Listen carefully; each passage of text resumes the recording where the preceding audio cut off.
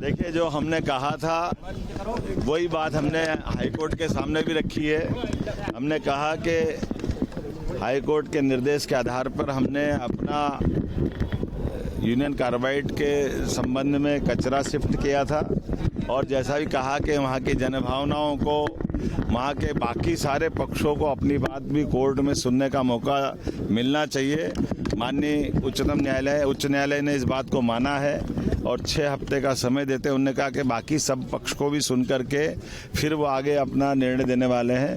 मैं माननीय उच्च न्यायालय का धन्यवाद भी अदा करना चाहूँगा उनके प्रति इस भाव से कि सरकार की मंशा को समझते हुए उन्होंने ये मौका भी दिया है और हम उम्मीद करेंगे उनके उचित परामर्श के बाद ही हम उसमें आगे बढ़ेंगे।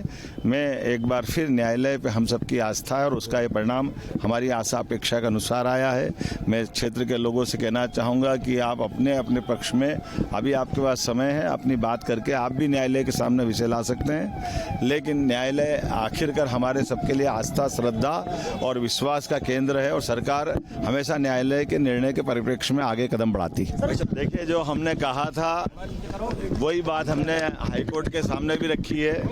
हमने कहा कि हाई कोर्ट के निर्देश के आधार पर हमने अपना यूनियन कार्बाइड के संबंध में कचरा शिफ्ट किया था और जैसा भी कहा कि वहाँ की जनभावनाओं को, वहाँ के बाकी सारे पक्षों को अपनी बात भी कोर्ट में सुनने का मौका मिलना चाहिए।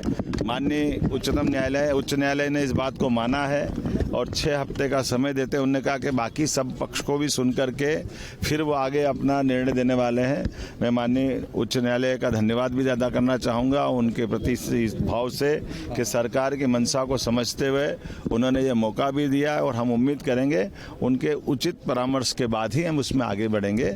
मैं एक बार फिर न्यायालय पे हम सबकी आस्था है और उसका ये परिणाम हमारी आशा अपेक्षा के अनुसार आया है। मैं क्षेत्र के लोगों से कहना चाहूँगा कि आप अपने अपने पक्ष में, अभी आपके पास समय है, अपनी बात करके आप भी न्यायालय के सामने विषय ला सकते हैं। लेकिन न्यायालय आखिरकार हमारे सबके लिए आस्था, श्रद्धा और विश्वास का केंद्र है और सरकार हमेशा न्यायालय के निर्णय के परिप्रेक्ष्य में आगे कदम बढ़ाती है।